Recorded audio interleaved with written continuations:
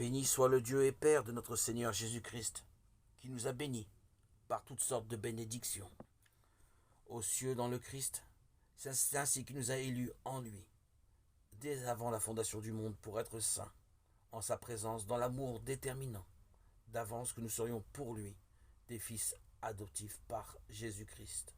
Tel fut le bon plaisir de sa volonté à la louange de gloire de sa grâce, dont il nous a gratifiés dans le bien-aimé. Épître 1, 3, 6. Bénir est une action divine qui donne la vie et dont le Père est la source. Sa bénédiction est à la fois parole et don, appliquée à l'homme. Ce terme signifie adoration et remise à son Créateur dans l'action de grâce. Du commencement jusqu'à la consommation des temps, toute l'œuvre de Dieu est bénédiction. Du poème liturgique de la première création au cantique de la Jérusalem céleste, les auteurs inspirés annoncent le dessein du salut comme une immense bénédiction divine.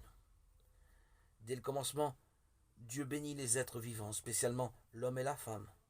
L'alliance avec Noé et avec tous les êtres animés renouvelle cette bénédiction de fécondité malgré le péché de l'homme, par lequel le sol est maudit.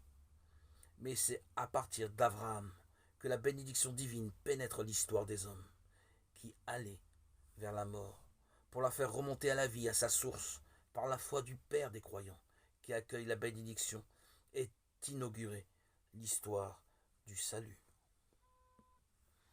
Les bénédictions divines se manifestent en événements étonnants et sauveurs. La naissance d'Isaac, la sortie d'Égypte, le don de la terre promise, l'élection de David, la présence de Dieu dans le temple, l'exil purificateur et le retour d'un petit reste, la loi, les prophètes et les psaumes qui tissent la liturgie du peuple élu. À la fois rappellent ces bénédictions divines et y répondent par les bénédictions de louange et d'action de grâce. La bénédiction divine est pleinement révélée et communiquée.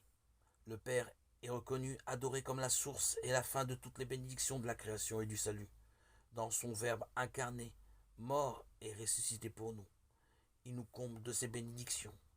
Et par lui, il répand en nos cœurs le don qui contient tous les dons, l'Esprit Saint.